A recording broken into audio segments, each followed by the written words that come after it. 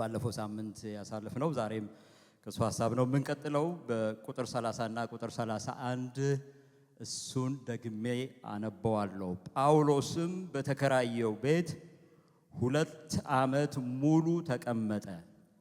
ወደ እርሱም የሚመጡትን ሁሉ ይቀበል ነበር። ማንም ሳይከለክለው የእግዚአብሔርን መንግሥት እየሰበከ ስለ ጌታ ስለ ኢየሱስ ክርስቶስ እጅግ ገልጦ ያስተምር ነበር ይላል። በማርቆስ 16:15 ደግሞ ወደ ዓለም ሁሉ ሂዱ፣ እስቲ አሜን በሉ፣ ወንጌልንም ይልና ለፍጥረት ሁሉ ወይም ደግሞ ለሰው ሁሉ ስበኩ ይላል። ይሄ ታላቁ ብለን የምንለው the great commission የምንለው በጌታችን በመድኃኒታችን በኢየሱስ ክርስቶስ የተሰጠ ሚሽን ነው ወይም ተልእኮ ነው።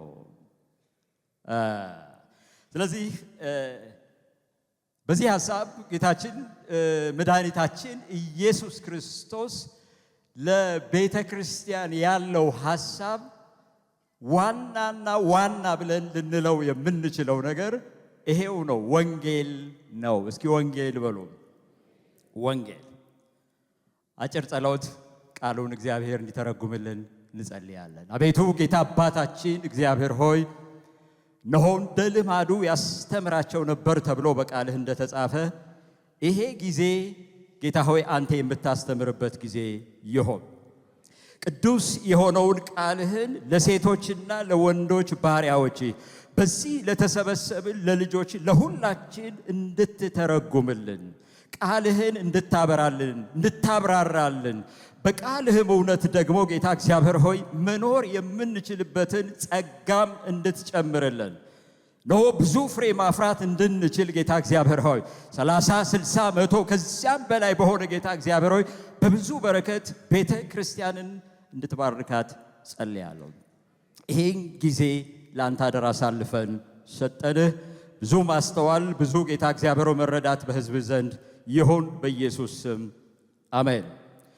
እግዚአብሔር የተመሰገነ ይሁን። ባለፈው ሳምንት እንግዲህ ዛሬ በጣም ቶሎ ብዬ ሐሳቤን ሰብሰብ ለማድረግ ነው የምሞክረው። ስለ ከሐዋርያት ሥራ መጽሐፍ ከምዕራፍ 1 ጀምሮ እስከ ምዕራፍ 12 ድረስ ያለውን መቼስ ታውቃላችሁ መጽሐፍትን አጥንተን የእግዚአብሔርን ቃል የምንጨርሰው ነገር አይደለም። እንደው ካለን ጊዜ አንጻር ቶሎ ብለን ያለችን ጊዜ እየተጠቀምን እንወስዳለን እንጂ በአንዴ ትምህርትን ጨረስን የሚል አይነት አስተሳሰብ ልንይዝ አንችልም።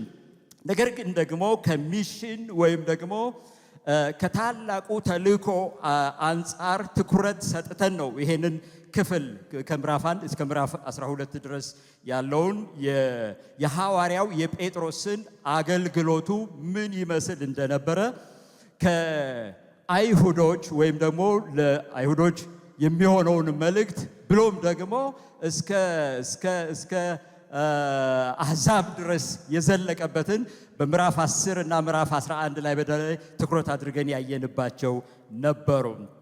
ቆርኔሌዎስ ቤተሰብ እንዴት ወደ ጌታ እንደመጣ። ስለዚህም ይሄ የድንበር ዘለል አገልግሎት ልንለው እንችላለን። ወንጌል ከቤት ይጀምራል፣ ከሰፈር ከዚያም ደግሞ እያለ ሊሄድ እንደሚችል የወንጌልን መስፋፋት ወይም ደግሞ ወንጌል እንዴት ዘልቆ ሊሄድ እንደሚችል ሁሉ የምንማርበት መጽሐፍ እንደሆነ ብዙዎቻችሁ ታውቃላችሁ። እንግዲህ ይህን የሚሽን ወይም የታላቁን ተልእኮ አገልግሎት እንዴት ተጀመረ፣ እንዴት ነው የሆነው ብለን ካልን ይሄ ነገር የተጀመረው በጸሎት የተጀመረ ነው። ክብር ለኢየሱስ ይሁን።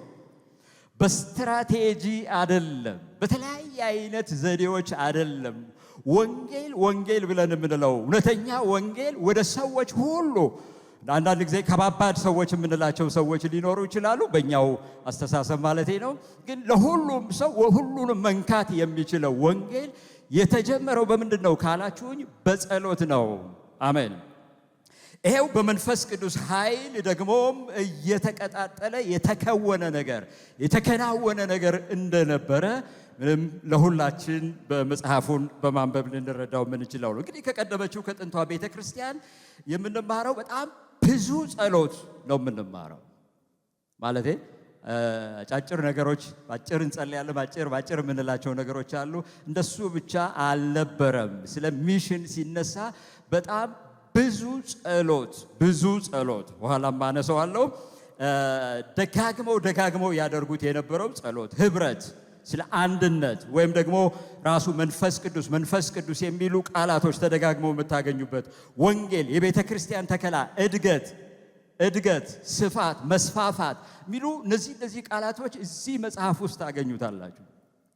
ምናልባት በዚህ መጽሐፍ ውስጥ ያለውን የታጨቀውን የእግዚአብሔርን ሐሳብ በሙሉ ከመንፈስ ቅዱስ ደስታ ጋር ተቀብለን በጸሎት የምናደርጋቸው ነገሮች ዛሬ ላይ የምናያቸው እነዚህ ክፍት ቦታዎች ሁሉ ላይኖሩ ይችላሉ። አሜን በሉኝ። እውነታውን ነው የምናነሳው። ስለዚህ በ28ቱ ምዕራፎች ወንጌል የተሰበከው በተአምር ነው የተሰበከው፣ በድንቅ ነው የተሰበከው፣ በምልክቶች ነው የተሰበከው፣ ከመንፈስ ቅዱስ ጋር በሆነ በኃይል የተሰበከ ነው የነበረው። ወንጌል ካላችሁ ኃይል የሚለው ነገር አብሮ ተያይዞ ሊጠቀስ ሊነሳ የሚችል ነገር ነው። ኧረ ኢየሱስ ጌታ ነው። ከዚህ የተነሳ እንግዲህ ከሐዋርያው ከጴጥሮስ የወንጌል ተልእኮ ስለ ሚሽን ስለ ታላቁ ተልእኮ የተማርነው ባለፈው ሳምንት ያልነበራችሁ ሰዎች በዚህ ጊዜ እንዳላችሁ አንዳንድ ሰዎችንም እንኳን አገኛል። ጥቂት ነገር ግን ለማያያዝ ስለምፈልግ ሁሌም የወንጌል ተልእኮ መከናወን ያለበት እንዴት ነው መሰራት ያለበት ካልን በመንፈስ ቅዱስ ኃይል መሆን አለበት የሚል ሐሳብ ነበር ያዝነው። እና ይሄ ማለት ከስልታዊ እቅዶቻችን ማለት ስልታዊ ብለን የምንላቸው የተለያየ አይነት የ1 ዓመት የ5 ዓመት የ100 ዓመትም ሊሆን ይችላል። የተለያየ አይነት አካሄዶች እቅዶች ሊኖሩን ይችላሉ። ግን ከዚያ ማለፍ አለበት የሚል ነው የነበረው። ስለ መንፈስ ቅዱስ ስናነሳ መንፈስ ቅዱስ ወደሱ መመለስ መቻል አለብን። አሜን በሉኝ። ይሄን መጥራት ሁል ጊዜ የምናለው ጌታ ኢየሱስ ክርስቶስ ይሄን በመንፈስ መሞላት መቻል አለባቸው የሚለው ሐዋርያው ይሄን ያለው በመንፈስ ይሙላባችሁ እንጂ የሚል ቃል ታገኛላችሁ። ስለዚህ ጸሎት የመጀመሪያው ነገር የነበረው እንዲያውም ምዕራፍ 3 ላይ በምታዩበት ጊዜ 9 ሰዓት ቋሚ የሆነ የሐዋርያቶች መደበኛ ፕሮግራም ሆኖ ታገኙታላችሁ። በ9 ሰዓት ሰው ሁሉ የሚንደረደርበት የፕሮግራማቸው ክፍል ነው የነበረው። በቃ ይሄ ጊዜ ማለት በምንም ተአምር ሊታጠፍም ይችላል። ማንም ሰው ይሄን ሊያስተጓጉለው የሚችል ሰው አልነበረም። ከሊቅ ጀምሮ እስከ ደቂቅ ድረስ ያሉት ሰዎች ሁሉ በአንድነት ወደዚያ የጸሎት ስፍራ ይተሙ ነበር፣ ይገሰግሱ ነበር። መንፈስ ቅዱስ ከዚያ ቀጥሎ ሙላቱን ታያላችሁ። በልሳን መጸለይ ታያላችሁ። በጣም ብዙ ነገሮች ነው የሚሆኑት። ነገራችን ላይ ሰው እየጸለያችሁ ስትሄዱ ፈልጋችሁ ተጠምታችሁ ሌላውን ነገር አስባችሁበት ሳይሆን በራሱ ሊመጣ የሚችል ነገር ነው የሚሆነው። አሜን በሉኝ። እየጸለያችሁ ስትሄዱ በልሳን መጸለይ ይመጣል። እየጸለይን ጸሎትን እያበዛን ስንሄድ በተአምራቶችና በምልክቶች በድንቅ መገለጥ ምናልባትም የማንጠብቃቸው አይነት ሰዎች ወደዚህ አይነት ልምምድ ውስጥ ሲገቡ ልታዩቸው ትችላላችሁ። ለእኛ ለራሳችን በሚገርም ሁኔታ ማለት ነው እንዴት ነው ይሄ ሰው እዚህ ውስጥ ሊገባ የቻለው ብለን በቃ ስፍራ ማንሰጣቸው ሰዎች በሙሉ የእግዚአብሔር ክብር ሲገለጥባቸው ልታዩ ትችላላችሁ። እና የሰው መዳን፣ አካላዊ የሆኑ ፈውሶች፣ እነዚህ ነገሮች በሙሉ ቤተ ክርስቲያን ውስጥ መደበኛ ሆነው ወይም ፊዚካል የሚጨበጡ የሚዳሰሱ ነገሮች ሆነው ምናይ ብርቅ ሊሆኑ የማይችሉ ነገሮች ይሆናሉ ማለት ነው። አጋንንትን ማስወጣት በቃ ማለት እስክናስወጣውም ላይ ጠብቅ ይችላል ገና ከውጭ ሲመጣ ሳላ። እስቲ አሜን በሉ። እንደሱ ነው የሚሆነው። ያ እንግዲህ ይሄ ምንድነው ካላችሁኝ ምናልባት በሐዋርያቶች ዘንድ የ9 ሰዓቱ ጸሎት ነው የነበረው ወይም የዘወትር ጸሎቱ ነው የነበረው። ስለዚህ የወንጌል ተልእኮ በዋናነት የኢየሱስን ማንነት ደግሞ መግለጥ ወይም ደግሞ እሱን በማሳየት መከናወን አለበት ብለናል። የኛን አይደለም። እኛስ ምን ታሪክ አለን? ለአንድ ጊዜ ሰዎች መድረክ ላይ ሲወጡ በጣም ብዙ ነገሮች ሊሉ ይችላሉ እና የጌታን ነገር እንዳይሸፈንበት እኛ ለሰዎች ሄደን ወንጌል ብለን ካልን ወንጌልን የምንነግራቸው ብለን ነው ስለ ክርስቶስ የሆነውን ነገር የሱን አዳኝነት ታላቅነት የምናውጅበት ነው የሚሆነው። ክብር ለኢየሱስ ይሁን። ለዚህ በአንደኛ ቆሮንቶስ 15 ቁጥር 3 እና 4 ላይ እኔ ደግሞ የተቀበልኩትን ከሁሉ በፊት አሳልፌ ሰጠኋችሁ እንዲህ ብዬ ብሎ መጽሐፍ እንደሚል ክርስቶስ ለኃጢአታችን ሞተ፣ ተቀበረ፣ መጽሐፍም እንደሚል በስንተኛው ቀን? በሶስተኛው ቀን ደግሞ ተነሳ ይላል። ወንጌል ማለት ይሄ ነው። ይሄን ነው። እነዚህ ሶስት ነገሮችን ማሟላት መቻል አለበት። ያው መወለዱን፣ ክርስቶስ ኢየሱስ መከራ መቀበሉን፣ መሞቱን፣ ደግሞም ከሙታን መካከል መነሳቱ፣ ዳግመኛም ደግሞ ሊመጣ እንደሚችል አድርገን ስለ ክርስቶስ ኢየሱስ ለሰዎች በቃ ይሄንኑ በጥቂት ደቂቃዎች ልናወራቸው እንችላለን። ክብር ለኢየሱስ ይሁን። እስቲ እኛ ግን በሉ እስቲ ድገሙና በሉ የተሰቀለውን ኢየሱስን የተሰቀለውን ክርስቶስን ሰብካለን፣ እንሰብካለን። ሌላ እንሰብክም፣ ክርስቶስን እንሰብካለን። በተያያዘ ጥሩ ባልሆነ አይነት ቋንቋም ሊሆን ይችላል አነጋገራችን፣ ግን በፈለገው ይሁን መንፈስ ቅዱስ ስላለ ስራውን ይሰራል። የወንጌል ተልእኮ ሌላው ያለ ተግዳሮት አይሆንም ብለን ነበር። ማለቴ አልጋ ባልጋ የሚሆን ነገር አይደለም ነው። ከጀመርነው ስራ ውስጥ መግባት ከጀመርን ሊገጥሙን የሚችሉ ነገሮች እንዳሉ እንዳንዘነጋም ጠርተውም በኢየሱስ ስም ፈጽመው እንዳይናገሩና እንዳያስተምሩ አዘዟቸው ብሎ ምዕራፍ 4 ቁጥር 18 ላይ ይሄንን ይኸውላችሁ ወንጌል ሁል ጊዜ ከሰፈር ነው የሚጀምረው ብለናል። ከሰፈራችን ነው የሚጀምረው፣ በኋላ ግን ግሎባል ይሆናል። እስቲ አሜን በሉኝ። ዓለም አቀፍ ይዘት ይኖረዋል። እየሰፉ እየሄዱ በጣም እየጨመሩ የሄዱበት ተው ሲሏቸው እንዲያውም ጭራሽ እየባሰባቸው፣ እስቲ በደንብ አሜን በሉኝ። አሜን። እየባሰባቸው የሄደበት the mission of the church ብለን የምንለው it begins from ከሎካል ይጀምራል ወደ ግሎባል ይሄዳል ማለት ነው። ይሰፋል። አሜን በሉ ደግማችሁ። ይሄን ነው የምንጠብቀው። ስለዚህ ወንጌል ብለን ስንል እንግዲህ ደጋግመን ለሰው ሁሉ ነው የሚል ለሁሉም ነው ብዬ ሐዋርያው ጳውሎስ ራሱ በሮሜ ምዕራፍ 1 ቁጥር 16 የተናገረውን በወንጌል አላፍረምና አስቀድሞ ለአይሁዳዊ ደግሞም ለግሪክ ሰው ለሚያምኑት ሁሉ አሜን፣ ያለ ምርጫ ማለት ነው። በየትም ስፍራ ላሉት ሰዎች የትኛውንም አይነት ሜካኒዝም ዘዴዎችን ተከትለን ለሰዎች ወንጌልን የምናደርስበት ነው የሚሆነው። እንዲያውም አሁን ቴንክ ዩ ፎር ቴክኖሎጂ ማለት እንችላለን። በጣም ወንጌል የሚሰራበት መንገድ በጣም እየሰፋ ስለሆነ እኛን ልነሳ በመንፈስ ቅዱስ ኃይል እንሆን እንጂ እግዚአብሔር በምርኮ ሊያደርገን እንደሚችል አምናለሁ። ስለዚህ ጴጥሮስ ከኢየሩሳሌም ጀምሮ ይሁዳ፣ ሰማርያ እስከ ብለን ምዕራፍ 10 እና 11 ላይ እንዳየነው የቆርኔሌዎስና ቤተሰቡን እንዳገኘ ሁሉ ወደ አሕዛብ ሁሉ የገባበትን ድንበሩን እየዘለለ ሄደበትን አይነት ሁኔታዎችን ነበር ላሳያችሁ የሞከርኩት። ዛሬ ደግሞ የታላቁ ተልእኮ፣ እስቲ ታላቁ ተልእኮ በሉ። ይሄ ተልእኮ ምን አይነት ተልእኮ ነው? በጣም ቀላል ነው አድርገን ብለን በጣም እንደ ተራ ፕሮግራም ማስኬድ እንደሆነ አድርገን እንዳናስበው። ይሄ ነው በቃ እኛ ሁላችን እዚህ የተሰበሰብንበት ምክንያት፣ ቤተ ክርስቲያን እዚህ ሰፈር የተቀመጠችበት ምክንያት ለዚህ ምክንያት ነው። ሌላ ምክንያት የለም። ባለፈው እንዳልኩ ሌሎች ፕሮግራሞቻችን በሙሉ ይሄን ለማቀላጠፍ ካልሆነ በስተቀር ህንፃ የምንሰራው በተሻለ ሁኔታ ወንጌልን ለማቀላጠፍ ካልሆነ በስተቀር የአገልግሎት ዘርፎችን ሁሉ የምናደራጀው ወንጌልን ለሰዎች ማድረስ የምንችልበትን ለሱን ለማፋጠን ካልሆነ በስተቀር ፕሮግራም ለመስራት ጌታ ክርስቶስ ለቤተ ክርስቲያን ተልእኮ አልሰጣትም። ወደ ዓለም ሁሉ ሂዱ የሚለውን እሱን ለመከወን ነው ማለት ነው።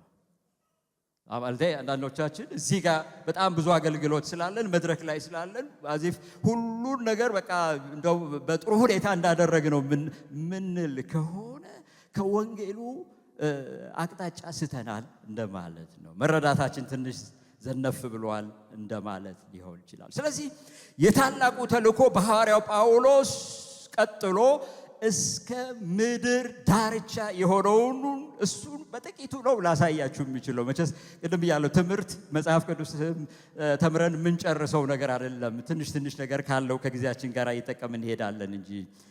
ስለዚህ ወንጌል ካላችሁኝ ወንጌል እንደ ዱላ ቅብብሎሽ ሩጫ ነው። የዱላ ቅብብሎሽን ሩጫ ይሄን እናንተ ታውቃላችሁ። በየደረጃቸው የቆሙ ሰዎች ለዚህ የተዘጋጁ ለመሮጥ የተዘጋጁ ሰዎች ከኋላ በኩል ዱላ ይዞ የሚመጣ ሰው እንዳለው ይጠብቃሉና በዝግጅት ነው የሚጠብቁት። እነሱ ጋር ከደረሰ በኋላ ያ ደግሞ ለሌላው ሰው ለማቀበል ደግሞ በጣም ምንጠቅ ብሎ የሚሄድበት ነው የሚሆነው። አሜን።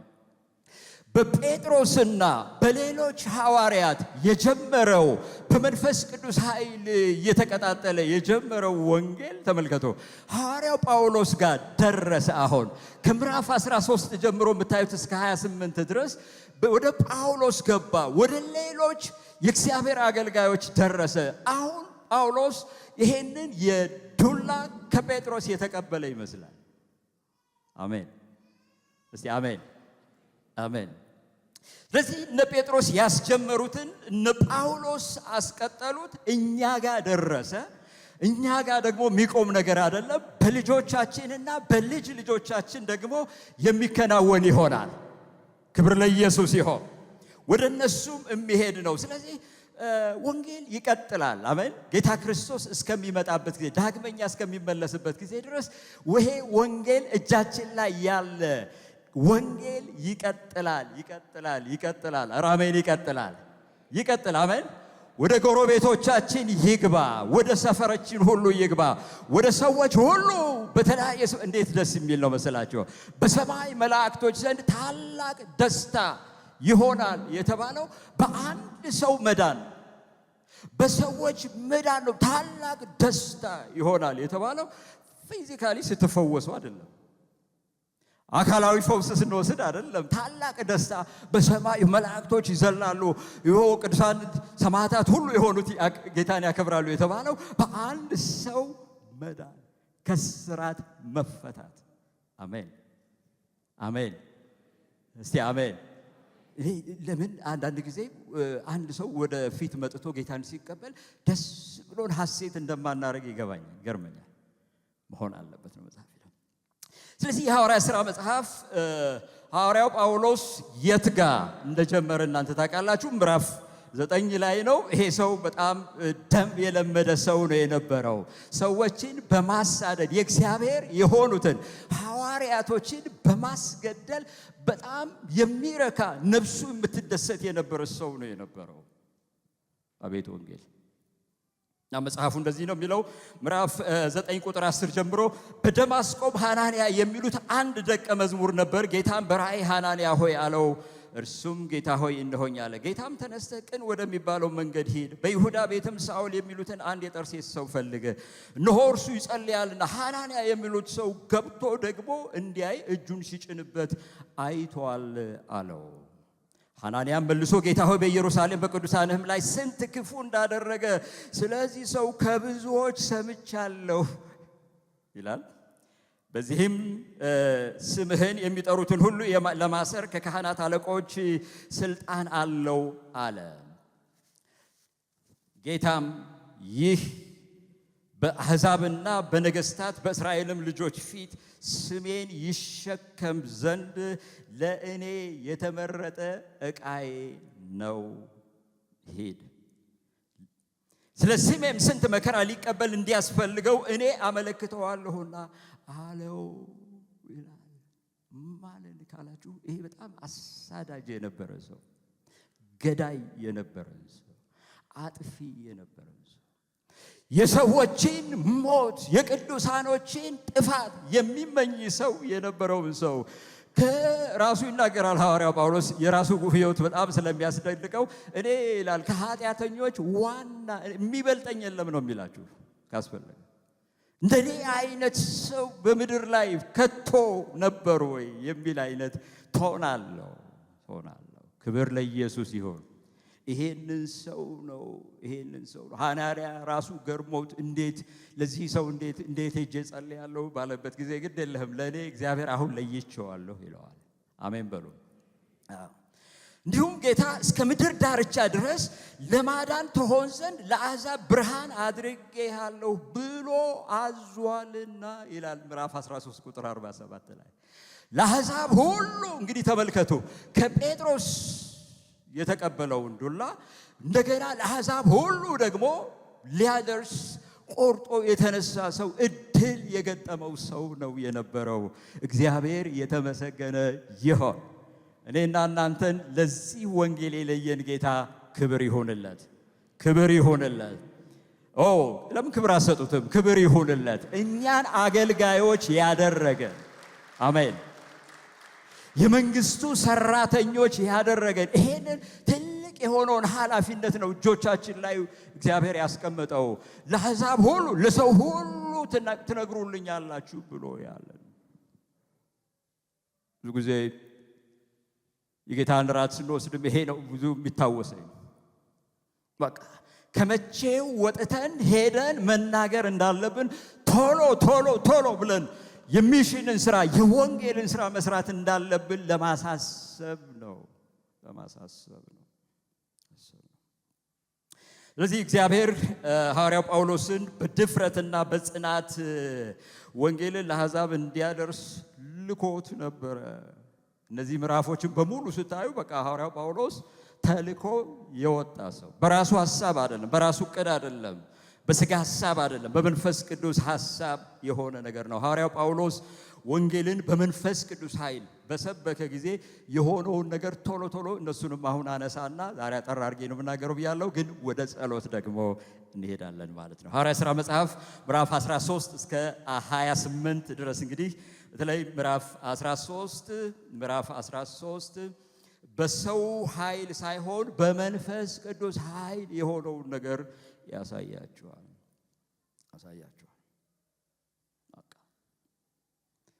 ጳውሎስ እና በርናባስ ምዕራፍ 13 ላይ ለመጀመሪያ ጊዜ በጉባኤ መካከል ከነበረው ጸሎት የተገኙ ሰዎች ናቸው የነበሩት። ተመልከቱ። ይሄ ሰው ሐዋርያው ጳውሎስ ከዛ በፊት ይመስለኛል እና በሕይወቱ ከሚሆነው ነገር የተነሳ የእግዚአብሔር ነገር እያለፈበት ባህሪውን እያዩ በውስጡ የሚያልፈውን የወንጌል ስርጭት ምናምን የተለያየ አገልግሎቱ ሲገባ እንቅስቃሴዎቹን በሙሉ እያዩ እንደዚህ ይባላል፣ የሚወጣ እንጀራ እንደሚባለው ማለት ነው። ብዙ የሚያዩት ይመስለኛል። ግን በዚህ ሁኔታ ውስጥ ግን እየጸለዩ እያለ ድንገት ነው የሚለው መንፈስ ቅዱስ ይላል በርናባስንና ሳኦልን ብሎ ለምን ስራ ይላል? ለጠራኋቸው ስራ ለዩልኝ አለ ይላል። እግዚአብሔር ይመስገን። ለኔ ስራ ለዩልኝ። አያችሁ፣ ሚሽን ስንል ሁል ጊዜ መንፈስ ቅዱስ ማረጋገጫ መስጠት መቻላል። በተለይ ወደ ተለያየ ቦታ በሙሉ ጊዜያቸው ሙሉ ህይወታቸውን ሰጥተው ስለሚሄዱ ሰዎች ስናስብ የውስጥ ምስክርነቱ እንዳለ ሆኖ የመጨረሻ የመንፈስ ቅዱስ ማረጋገጫ ደግሞ መምጣት መቻል አለበት። ማለት የሰበከ ሁሉ ወይም ያስተማረ ሁሉ ወይም ወንጌል ስርጭት የሰራ ሁሉ ወንጌላዊ ሊሆን ስለማይችል፣ መጋቢ ሊሆን ሌላም ሊሆን ስለማይችል የመጨረሻ የመንፈስ ቅዱስ ድምፅ ሙሉ ወንጌል አሜን በሉኝ። የማን ድምፅ? የመንፈስ ቅዱስ። በመካከላቸው በነበሩት የተለያየ አይነት ሰዎች ናቸው የነበሩት። በእነዚህ ሰዎች መካከል የጌታ መንፈስ ድምፅ ሲመጣላቸው የሚያደርጉትን ነገር ሁሉ ሲያሳያቸው ነው የምትመለከቱ። በአንጾኪያም ባለችው ቤተ ክርስቲያን ነቢያትና መምህራን ነበሩ። እነርሱም በርናባስና ኔጌር የተባለው ስምዖን፣ የቀሬናው ሉኪዮስም፣ የአራተኛው ክፍል ገዢ ሄሮድስ ባለሟል ምናሄ፣ ሳኦልም ነበሩ።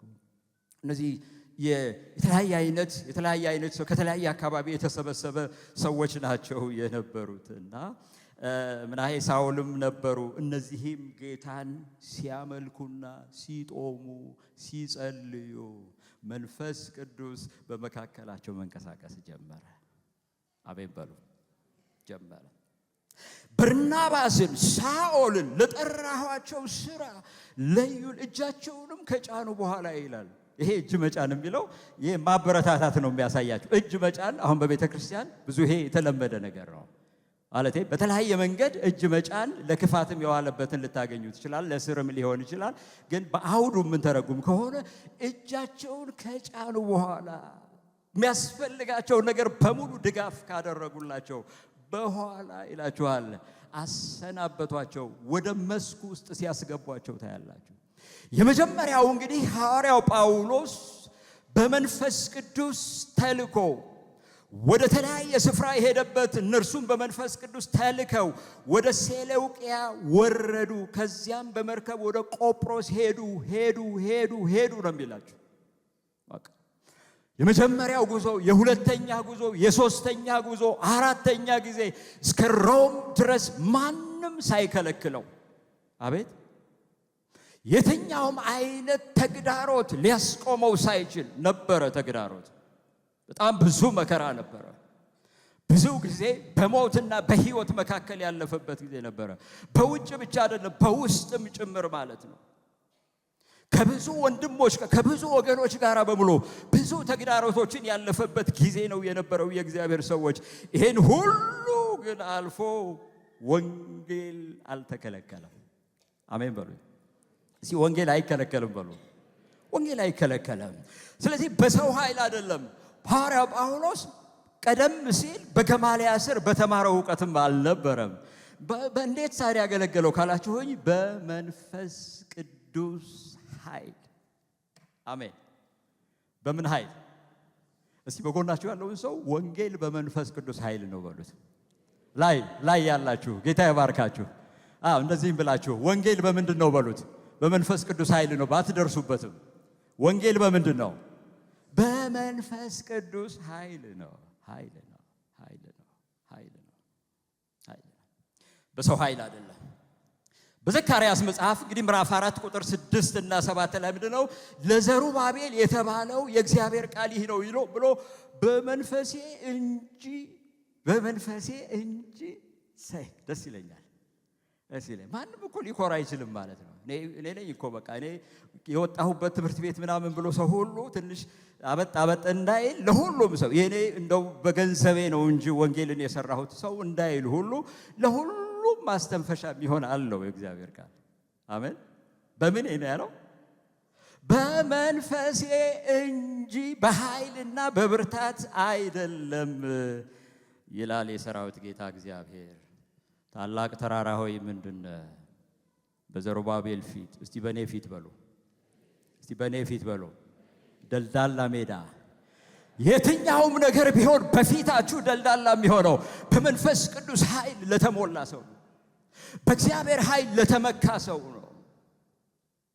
አያችሁ፣ የሚመካ በእግዚአብሔር ይመካ። አለኝ በሚለው ባስቀመጣቸው በተለያየ ስፍራ እንጀራውን በጣለ ሰው ሳይሆን በመንፈስ ቅዱስ ኃይል ነው። ዘመን እየተሻገርን እዚህ ለመድረሳችን የጌታ መንፈስ ቅዱስ ኃይል ነው ቤተ ክርስቲያን። ስለዚህ በቃ ለዘሩባቤል የተባለው ይሄ ነው። ደልዳላ ሜዳ ትሆናለህ። የሚያስፈልገው ነገር ምንድነው ካልን ጠዋት ተነስተን መንፈስ ቅዱስ፣ ደግሞ በቀትር መንፈስ፣ በጊዜውም ያለ ጊዜው መንፈስ ቅዱስ ሰዎችን ወደዚህ አይነት ልምምድ ወደ ተጻፈው ወደ ቃሉ በልጆቻችሁ ለተባለው ለሁሉም ሰው እንዲሆን ተደርጎ ማለት ነው። ባለፈው ሳምንት ብያለሁ። አንዳንዶች ይሄ እኮ በፍጹም ሲዝድ አድርጓል፣ የቆመ ነው፣ በሐዋርያት ጊዜ የቆመ ነው ይላሉ። የቆመ አይደለም። ማስረጃ የእግዚአብሔርን ቃል አይተናል። አሜን። ነው ማለት እንዲሞላን መጠየቅ ነው ያለብን። ሁል ጊዜ መለመን መቻል አለብን። ወይም ደግሞ አንዳንድ ሰዎች በውጭ ያሉ ሰዎች አቢውስድ ስላረጉት እንደው አደራረጉን ስላበላሹት የጸጋ ስጦታና የመንፈስ ቅዱስን ኃይል እኛ ከመፈለግ ወደ ኋላ አንልም። ምክንያቱ ምንድነው ካላችሁኝ ይሄ በቃሉ ውስጥ ያለ የተጻፈ ስለሆነ ነው። አሜን። እውነተኛን ነገር ሁል ጊዜ የብር ኖትን ይዛችሁ ፎርጂድ ስላለው እውነተኛውን በቃ ከዚህ በኋላ ብር መጠቀም አቆማለሁ አትሉም። እየለያችሁ ያጣራችሁ ትሄዳላችሁ እንጂ። ስለዚህ ዋናው በወንጌል ስብከት እንግዲህ ግባችን ሆኖ የተቀመጠው ምንድነው ካላችሁኝ የሰዎች መዳን ነው የነበረው። አካላዊ ፈውስም አይደለም አልነበረም። እንደዚህ አይነት ደጋግሜ ብያለሁ ህንፃዎችን መገንባትም አልነበረም። አያስፈልጉም እያልን አይደለም፣ በጣም ነው የሚያስፈልጉት። ቤት ንብረት መያዛችን፣ ገንዘብ መሰብሰባችን፣ መስራት መልፋታ፣ ብዙ ነገር የምናረጋቸው ነገሮች ማረጋችን እነሱ በራሳቸው ክፋት የላቸውም። ግን ከዚህ ያለፈ ነገር ነው ወገኖቼ። ግባችን ሰዎች እንዲድኑ ነው። አሜን። ቤተክርስቲያን ይሄን ነው የምታወራው፣ ሰው እንዲድኑ። ስለዚህ ሐዋርያው ጳውሎስ በመንፈስ ቅዱስ ኃይል በማገልገሉ ምንድነው የሆነው?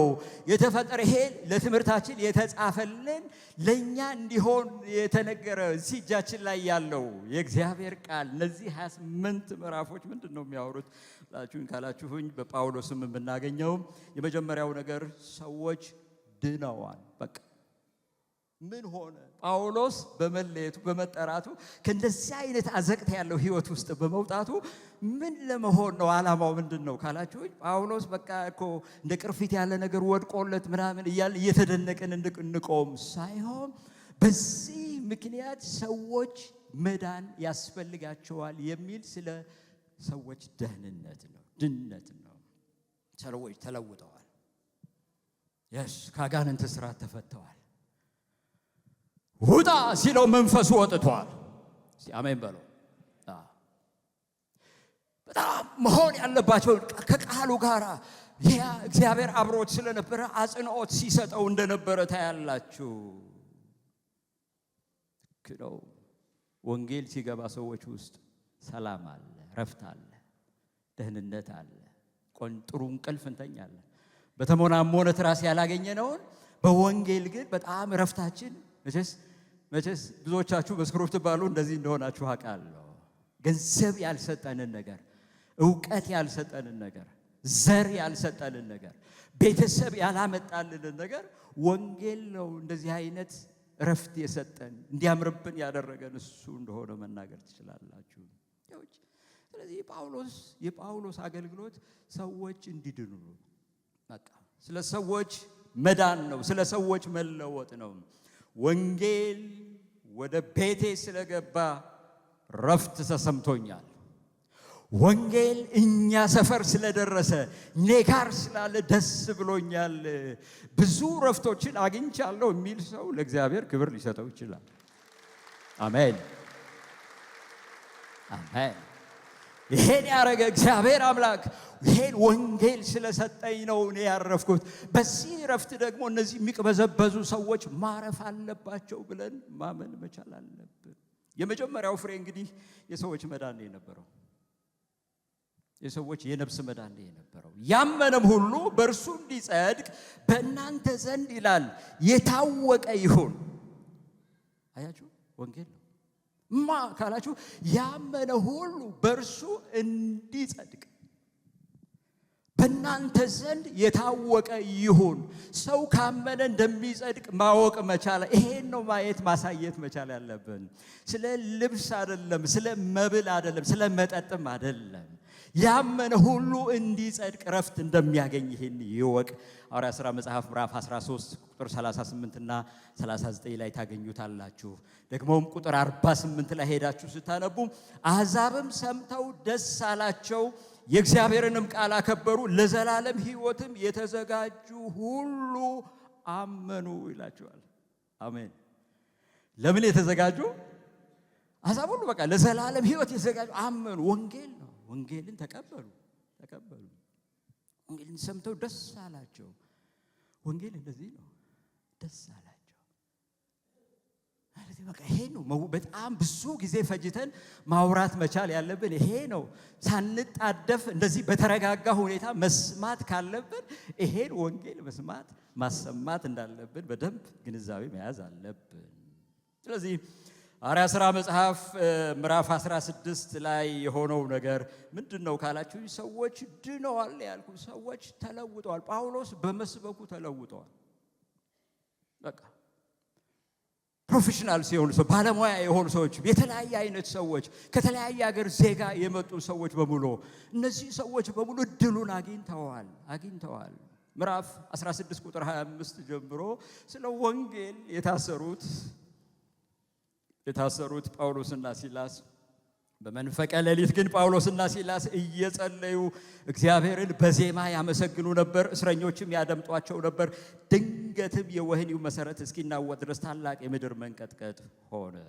በዚያን ጊዜም ደጆች ሁሉ ተከፈቱ፣ የሁሉም እስራት ተፈታ ይላል። እስቲ የሁሉም እስራት ተፈታ በሉ። የስንት ሰው እስራት? ኧረ በኢየሱስ ስም የሰዎች እስራት ይፈታ። ዛሬ በጣም በብዙ ስብሰባ በብዙ አይነት አሰራር ሊፈታ ያልቻለውን ወንጌል ሰፈር ላይ ሲገባ ይፈታዋል። አሜን። መንገድ ላይ ያሉትን ሰዎች በሙሉ በጣም ገና በማለዳ ሳለ እየተቀበዘበዙ ያሉትን ሰዎች ሁሉ ሊፈታ የሚችል ወንጌል ነው። የሁሉም እስራት ተፈታ። የተፈታ ሰው ይፈታል። አሜን። የወህኒውም ጠባቂ ከእንቅልፉ ነቅቶ የወህኒው ደጆች ተከፍተው ባየ ጊዜ እስረኞች ያመለጡ መስሎት ራሱን ይገድል ዘንድ አስቦ ሰይፉን መዘዘ። ጳውሎስ ግን በታላቅ ድምፅ ሁላችን እዚህ አለንና፣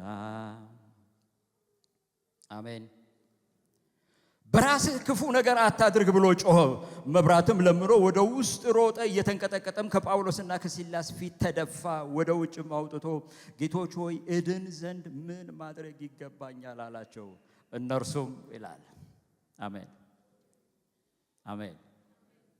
በቃ አያችሁ ማለት እነሱ ስራቸው የነበሩት ቅድም በሐዋርያት ሥራ ምዕራፍ 13 ላይ እንደሆነው በየዕለቱ ዝም ብለው ይጸልያሉ። ልማዳቸው ነው። ይሄ ጌታን ማምለክ ልማዳቸው ነው። ቤተ ክርስቲያን ባወጣችው የጸሎት ፕሮግራም መገኘት ልማዳቸው ነው። ልማዳቸው ተለምኖ የሚመጣ ህዝብ አልነበረም። ሌላ የመንፈስ ቅዱስ አሰራር ውስጥ የገቡ ሰው በነገራችን ላይ ያ የመንፈስ ቅዱስ ይሄ ወንዙ ውስጥ በምትገቡበት ጊዜ ለውጣችን የሚሆነው ፍጹም ነው የሚሆነው፣ ወይም ራዲካል ነው የሚሆነው። እንደሱ ነው የሚሆነው። እና በጌታ በኢየሱስ ክርስቶስ እመን አንተና ቤተሰቦች ትድናላችሁ አሉት። እዚያም ቁጥር 34 ላይ ወደ ቤቱም አውጥቶ ማዕድ አቀረበላቸው። በእግዚአብሔርም ስላመነ ከቤተሰቦቹ ሁሉ ጋር ሐሴት አደረገ። ሐሴት ይሄ በቃ ከዚህ ጋር ተያይዞ ወንጌል በሰማ ጊዜ የሰዎች መዳን ነው፣ የነፍሳት መዳን ነው፣ የሰዎች መለወጥ ጉዳይ ነው የሚያተኩረው። ስለዚህ መልእክታችን በመንፈስ ቅዱስ ኃይል ሲሆን ሰዎች የንስሐ ልብ ያገኛሉ፣ ሰዎች ይለወጣሉ፣ ያምናሉ፣ ይድናሉ፣ ሰላማቸው የበዛ ይሆናል። ብዙ ነገራቸው ሁሉ ይቀየራል፣ ሽታቸው ሁሉ ይቀየራል። ለሌላው ሰው ሁሉ የሚያጋቡት ነገር የተለየ ነገር ይሆናል ማለት ነው። ሐዋርያው ጳውሎስ ሌላው በመንፈስ ቅዱስ ኃይል በማገልገሉ መንፈስ ቅዱስ ስለመጣለት ያን የጌታን መንፈስ ስለተቀበለ በኃይል ስለተሞላ የሆነው ነገር ምንድነው ካላችሁኝ፣ መልእክቱ በኃይል የታጀበ አገልግሎት ውስጥ ነው የገባው። ወይም መልእክቱ በኃይል የታጀበ እንዲሆን አድርጎታል። ይሄ ማለት ምን ማለት ነው? በኃይል የታጀበ አገልግሎት፣ ተአምራት፣ ድንቅ ምልክት ስንቶቻችሁ ትፈልጋላችሁ? ማለት ይሄ እንደ ሲሞን ማለት ጠንቋይ የነበረው ሰው ሐዋርያቶች መንፈስ ቅዱስን በቃ ይሄንን አድርጉልኝና እኔም ደግሞ ገንዘብ ማግኘት ፈልጋለሁ፣ እርን ማድረግ ፈልጋለሁ እንዳለው ሳይሆን የጸጋ ስጦታ ለወንጌል ነው። አሜን በሉኝ። ይሄ ትውልዱ ስላበላሸው ነው። አንዳንድ ሰዎች አቢውዝ ስላረጉት ነው። ከገንዘብ ጋር አሶሲየት ስላረጉት ነው። አያችሁ፣ ከጥቅም ጋር፣ ከልብስ፣ ከቤት ጋር፣ ከንብረት ጋር ስላያይዙት ነው። በናዝሬቱ በኢየሱስ ስም እሱ መንፈስ የተመታ ይሆን። ከዚህ ጋር ያያዙ። ስለዚህ ይሄ አይደለም የሐዋርያው ጳውሎስ ወንጌል በተአምራት የታጀበው ሲጀመር ፈልጎትም አልነበረም። ተአምራትን ለማግኘት አልነበረም። የጾምና የጸሎቱ ጊዜ ጌታን ለማክበር ብቻ የሚያረጉት ሁልጊዜ በጌታ ፊት እግዚአብሔርን ከፍ ከፍ ለማድረግ ከሚያረጉት ነገር ተያይዞ የመጣ ነገር ነው የነበረው። እና ወገኖቼ አንዳንድ ጊዜ ከዚህ ተነስተን ወደ አዋሳ ልንሄድ እንችል ይሆናል። አዋሳ ስንሄድ በአብዛኛው የተወሰነ ቦታ ላይ ቆመን ምሳም ልንበላ እንችላለን። መንገዱ ረዘም ያለበት ቦታ ላይ የሆነ ነገር አድርገን እንሄዳለን፣ ውሃም ጠጥተን ምናምን እንሄዳለን። ግን ከዚህ ስትነሱ አዋሳ ሄዳለሁ ብላችሁ ጉዳያችሁን ታስባላችሁ እንጂ ውሃ ልጠጣ ነው ወይም ምሳ በላለሁ ብላችሁ አስባችሁ አትሄዱ። እግረ መንገድ የሚሆን ነገር ነው። በእግዚአብሔር ፊት በምንቀርብበት ጊዜ የእግዚአብሔር ሰዎች የጸጋ ስጦታዎች በኃይል መገለጥ በጣም እንደዚህ ብለን ለሌላ ነገር አስበን የምናረጋቸው ሳይሆን እግዚአብሔርን እያመለክ ነው በአንድነት ሆነን የጌታን ፊት በምንፈልግበት ጊዜ ወገኖቼ አንዳንዶችን ሌሎችን ብዙ ሰዎችን መንፈስ ቅዱስ በተለያየ አይነት የጸጋ ስጦታ መቀባት ይጀምራል። ስለዚህ ምዕራፍ 13 ላይ ደሴቲቱም ይላል ደሴቲቱንም ሁሉ እስከ ጳፋ በዞሩ ጊዜ በርያሱስ የሚሉትን ጠንቋይና ሐሰተኛ ነቢይ የሆነውን አንድ አይሁዳዊ ሰው አገኙ። እርሱም አስተዋይ ሰው ከሆነው ሰርጊዩስ ጳውሎስ ከሚባለው አገረ ገዢ ጋር ነበረ። ይህም በርናባስንና ሳውልን ወደ እርሱ ጠርቶ የእግዚአብሔርን ቃል ሊሰማ ፈለገ ይላል። ልቡን አቅንቶለት ማለት ነው። እስኪ የእግዚአብሔርን ቃል ንገሩኝ፣ እናንተ የምታመልኩትን ይሄንን ወንጌል ንገሩኝ ማለት የጀመረበት ጊዜ ነው። እና ነገር ግን ደግሞ ጠንቋዩ ኤልማስ ስሙ እንዲህ ተብሎ ይተረጎማል ይላል። አገረ ገዡን ከማመን ሊያጣምም ፈልጎ ተቃወማቸው። ጳውሎስ የተባለው ሳኦል ግን መንፈስ ቅዱስ ሞልቶበት፣ እስኪ መንፈስ ቅዱስ ሞልቶበት በሉ። ምን ሞልቶበት? መንፈስ ቅዱስ ይሙላባችሁ። መንፈስ ቅዱስ ይሙላባችሁ። መንፈስ ቅዱስ ተሞልቶ ትኩር ብሎ ሲመለከተው አንተ ተንኮል ሁሉ ክፋትም ሁሉ የሞላብህ የዲያብሎስ ልጅ የጽድቅን ሁሉ ጠላት የቀናውን የጌታን መንገድ ከማጣመም አታርፍምን? አሁንም እነሆ የጌታ እጅ ባንተ ላይ ናት፣ እውርም ትሆናለህ፣ እስከ ጊዜውም ፀሐይን አታይም አለው። ያን ጊዜም ጭጋግና ጨለማ ወደቀበት፣ በእጁም የሚመራውን እየዞረ ፈለገ። ታምራት ይሄ ማለት ይሄ ለበቀል በሚሆን አይነት አይደለም። አብዛኛው በቃ ይሄ ታምራት አንደኛ ጊዜያዊ ነው። አንዳንድ ጊዜ አንዳንዶቻችን እንደሱ የምናረጋቸው አሉ። እኔ በቃ ይሄ ሰው እንትን አድርጎኛል ለዘላለም በቃ ከምድር ገጽ እንዲያጠፋው መተንፈሻው ሁሉ እንዳይኖረው አድርጌ ዘግቼው ነቅዬዋለሁ ምናምን የሚሉ ሰዎች አሉ። እንደሱ አይነት ጸሎት አልነበረም ይሄ ጸሎት። ይሄን ሰው ግን የሚመልስ ሲያየው ክፉ መንፈስ እንደነበረው አይቶታል። ግን ደግሞ ይሄ ሰው መመለስ ነበረበት። በተአምራት መመለስ ነበረበት። ይሄ ዝም ብላችሁ በመስበክ ብቻ የምታረጉት አይደለም። የእግዚአብሔር ክብር ተገልጦ የሚያደርገው ነገር መታየት ነበረበትና ይሄም ባረገ ጊዜ በቀላሉ ወንጌል እንደሰፋ አብሮ ተያይዞት ያለ ምልክትና ድንቅ በእጃቸው ይደረግ ዘንድ እየሰጠ ለጸጋው ቃል ስለመሰከረው ስለ ጌታ ገልጠው የተናገሩ ረጅም ወራት ተቀመጡ ይላችኋል። በቃ ወንጌልን ገልጠው እያስተማሩ በተአምራት በምልክት በድንቆች እያደረጉ የእግዚአብሔርን ቃል እየሰፋ በቃ ማንም ሰው ሊቋቋመው የማይችለው ነገር ያስፈልገናል። አሜን። ያስፈልገናል። መንፈስ ቅዱስ ወንጌልን በተአምራት በድንቅ በምልክት ነው ሐዋርያው ጳውሎስ እያደረገው። ጴጥሮስም በራሱ እንደዚህ ነው እያደረጉት የሄዱት።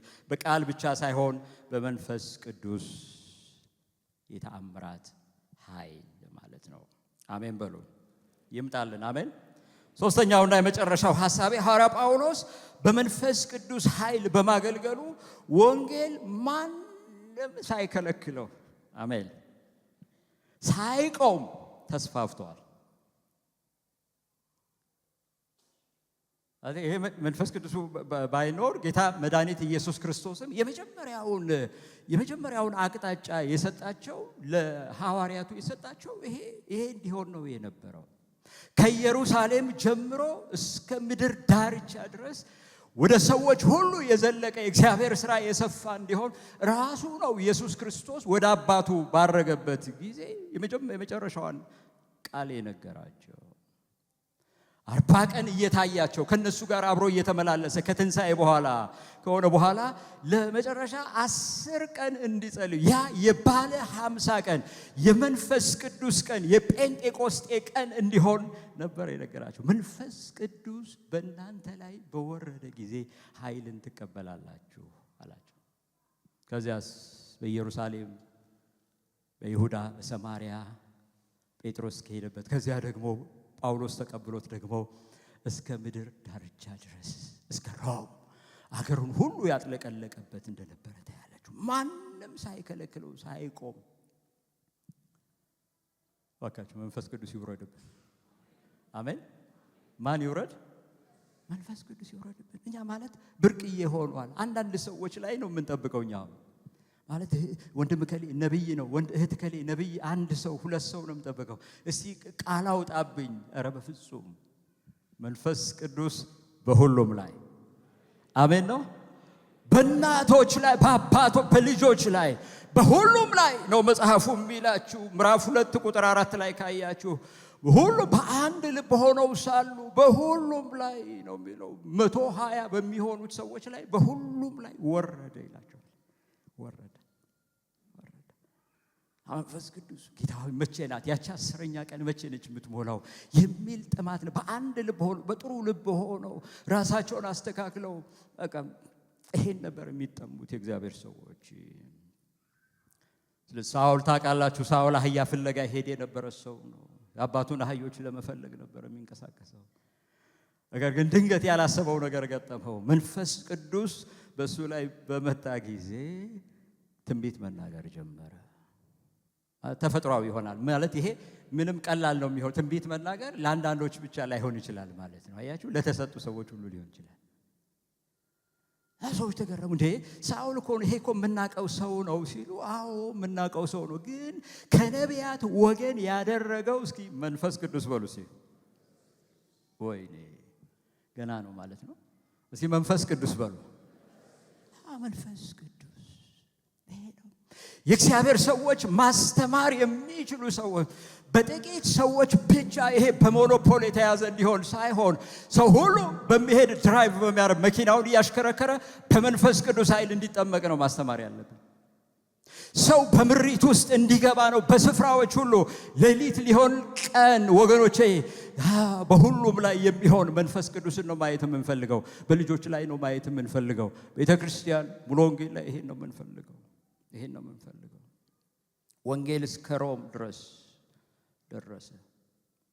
ምዕራፍ 19 ቁጥር 10 ላይ እንደዚህ ነው የሚለው፣ በእስያም የሚኖሩት ሁሉ አይሁድም የግሪክ ሰዎችም የጌታን ቃል እስኪሰሙ ድረስ 2 ዓመት ያህል እንዲህ ሆነ። አሜን አሜን። እንዲህ አይነት ጥማት አለ አላችሁ? ይሄ ጥማት አላችሁ? የተቃጠለው ውስጣችሁ ርር ያለው ውስጣችሁን ይሄ መንፈስ ቅዱስ በወጣ ጊዜ ነው ውስጡን የሚያረሰርሰው። አሜን። እንደተጠማችሁ ሙቱ። አሜን። እንደናፈቃችሁ ሙቱ። እኔ ነግራችኋለሁ ወገኖቼ፣ መጽሐፉ ላይ ያለው ይሁንብን እንጂ አድናቂዎች ብቻ እንዳንሆን በእውነት የጌታ መንፈስ እንዲረዳን እንጸልያለን። ደግሞ ስለዚህ ሐዋርያ ሥራ መጽሐፍ ምዕራፍ 28 ላይ ቤተ ክርስቲያን የወሰደችው እነዚህ 2 ቁጥሮች የመጨረሻው የመጽሐፍ ቅዱሱ ክፍል መዝጊያ ይምሰሉ እንጂ መክፈቻ ናቸው የነበሩት። መክፈቻ ናቸው የነበሩት። ወንጌል ጳውሎስን የቁም እስረኛ ሆኖ እንዲቆም አላደረገውም። ወንጌል እንዳይናገር እንዲያውም ሰዎች እየመጡ ማለት ነው፣ በጣም ብዙ ሰዎች ወደ እርሱ እየመጡ የእግዚአብሔርን ቃል ያከፋፍላቸው ነበረ፣ ይሰሙ ነበረ ማለት ነው። ወንጌል አይከለከልም፣ አይቆምም፣ አይቆምም፣ በምንም ተአምር አይቆምም። ማለት በጣም በእሳት ውስጥ እንዲያውም ከገባችሁማ እናንተ ራሳችሁ ዝም እንበልብላችሁ እንኳን ዝም ብትሉ ሰዎቹ ራሳቸው ይነካኳችኋል። አንተ ጴንጤ ትመስለኛለህ ይሏቸዋል። እስቲ አሜን። አንቺ ጴንጤ ትመስለኛለህ። መደበቅ የሚባል ነገር አይቻልም ማለት ነው። ያኔ የእግዚአብሔር ሰዎች ወደ ሰዎች ሁሉ መድረስ ያለበት የጌታችን የመድኃኒታችን የኢየሱስ ክርስቶስ ታላቁ ተልእኮ የሚሆንበት ቤተ ክርስቲያን የተቀመጠችበት ምክንያት ይሄ ይሆናል ማለት ነው። ፕሮግራም የማከናወን ሳይሆን ሚሽን ምንልበት ይሆናል። ስለዚህ ሐዋርያ ሥራ ምዕራፍ 28 ቁጥር 30 እና 31 ጳውሎስም በተከራየው ቤት ነሰር የግድ ቤታችን ሊሆን አይገባውም፣ ባገኘነው ሁሉ ወንጌል ይሰራል እንደማለት ነው። ቤት ህብረትም ልናረግበት እንችላለን የመሳሰሉትን። በተከራየው ቤት 2 ዓመት ሙሉ ተቀመጠ። ወደ እርሱም የሚመጡትን ሁሉ ይቀበል ነበር፣ ማንም ሳይከለክለው የእግዚአብሔርን መንግሥት እየሰበከ ስለ ጌታ ስለ ኢየሱስ ክርስቶስ እጅግ ገልጦ ያስተምር ነበር። በሉ ወንጌል አይታሰርም በሉ። ወንጌል ምን አይልም? መንፈስ ቅዱስ በሁሉም ስፍራ ደግሞ ይሰራል ማለት ነው። ይሰራል፣ የትም ስፍራ ይሰራል። እዚህ ውስጥ እዚህ እኮ አይመችም ስትሉ እስር ቤት ውስጥ ይሰራል። እዛኛው ጋር ብላችሁ ስትሉ አሁን ያለሁበት ቦታ እኮ አይመችም ስትሉ ይመቻል። አሜን፣ ይመቻል። ጳውሎስ ወንጌልን በመንፈስ ቅዱስ ኃይል በማገልገሉ እንግዲህ ምን ብያለው? ሰዎች ድነዋል፣ ሰዎች ተለውጠዋል፣ ሰዎች የጌታ ሆነዋል። ሌላውን እረፍት ሁሉ ተውት። በጣም ብዙ በረከት ነው ያለው፣ ግን ሰዎች ይድናሉ። ይሄ ነው ዋናው ነገር። በኃይል የታጀበ አገልግሎት እንዲሰጥ አስችሎታል። ጳውሎስን በኃይል የታጀበ ወይም በተአምራት በምልክቶች የታጀበ አገልግሎት እንዲሰጥ አስችሎታል። ወንጌል ሳይከለከል ተስፋፍቷል። ስለዚህ ወገኖቼ ጴጥሮስ እና ጳውሎስ ስራውን በመንፈስ ቅዱስ ኃይል ነው የሰሩት። ያ መንፈስ በጴጥሮስ የሰራ በጳውሎስም ደግሞ የቀጠለው እስከ ሮም ድረስ እስከ ምድር ዳር ድረስ የሄደው ወንጌል በእኛም ይሰራል። የሚያምን ሰው እጁን ብድግ አድርጎ ወንጌል በእኔም ይሰራል በሉ። ያላመነ ሰው ግድ የለም ይተው። ላይ ያላችሁ ሰዎች በደንብ እጆቻችሁን ዘርግታችሁ ይሄ ማጠፊያው በደንብ ተዘርግቶ ወንጌል በእኔ ይሰራል በሉ እስቲ። በጥቂት ሰዎች አይደሉም፣ በ5 ሰዎች አይደለም፣ በጥቂት የሙሉ ጊዜ አገልጋይ እነሱ እኛን የማስታጠቅ ሞቢላይዝ የማድረግ ስራ ሊሰሩ ይችላሉ እንጂ ሁለት ወንጌል የታለ ወንጌል የታለ የተሰበከው ብለን ሪፖርት ከነሱ አይደለም የምንጠብቀው። ሊያስተባብሩን ይችላሉ። በሁላችን ነው ወንጌል የሚሰበከው። መጽሐፍ ቅዱስ ይሄንን ነው የሚለው። አቤት ዓመቱ ሲያልቅ የመጨረሻ ሪፖርት ጊዜ ይሄን ያህል ይሰራል ተብሎ አልነበር እንዴ? ወንጌል የታለ የተሰራው ብላለ እና እናንተ የታላችሁ? አብረን አልነበር እንዴ የታዘዝነው? ተልኮው ለሁላችን አልነበር እንዴ ተሰጠው? የታሉ? እኛስ የታለን ያስተባበርናቸው? ለዘርፎች የሰጠነው ዲዩቲ የታለ? ስራው የታለ የሰጠናቸው? ኳየር መድረክ ላይ ብቻ እንዲዘምርልን ካረገን ወይም የጸሎት አገልጋዮች በምሽግ ብቻ ጓዳ ውስጥ ገብተው እንዲጸልዩ ካረ ወንጌሉንስ ለምን እንዴት ይስሩት? የእነሱስ ተልእኮ አይደለም ወይ? ለምን ቃል እናስገባቸዋለን የጌታን ራት እየሰጠን? ይሄ ከሆነ እኮ ለአምስቱ ለወንጌላውያን ጥቂቶቹ የተሾሙ ሰዎች ብቻ ነበር ሊሆን የሚችለው። ጴጥሮስና ጳውሎስ በእነሱ ውስጥ የሰራው የእግዚአብሔር ኃይል በእኛም ውስጥ ይሰራል። ለቀደመችው ቤተ ክርስቲያን እንግዲህ እድገቷን ካያችሁ መስፋፋቷን፣ ቤተ ክርስቲያን እንዴት ነው እንደዚህ ልጥጥ ያለችው ካላችሁ ምንም ሌላ መልስ የለውም። ጸሎት የስንት ሰዓት እንደ ቤተ ክርስቲያኑ ማለት ነው። ተደጋጋሚ የሆነ ጸሎት ኑ ሲባል ከቶ መጥቶ መጸለይ፣ ቤተ ክርስቲያን ባወጣችሁ ፕሮግራም ሁሉ መገኘት፣ ያኔ መንፈስ ቅዱስ እንዳደረገው ዛሬም ይሆናል ማለት ነው። በመጨረሻም እንግዲህ ቤተ ክርስቲያን ይህን የክርስቶስን ወንጌል ለማድረስ በመንፈስ ቅዱስ ኃይል መታጠቅ አለባት። መልእክታችን ብለናል ባለፈውም ጊዜ ኢየሱስ ነው የሚሆነው። ምንድነው የኛ መልእክት ካላችሁኝ፣ መልእክታችን ክርስቶስ ነው። እኛ ግን የተሰቀለውን ኢየሱስን ነው የምንለው። እሱን እንሰብካለን ብለን መነሳት መቻል አለብን። ስለ ወንጌል መከራን መቀበል መልመድ መቻል አለብን። ማገልገል እንድንችል እግዚአብሔር ይርዳን።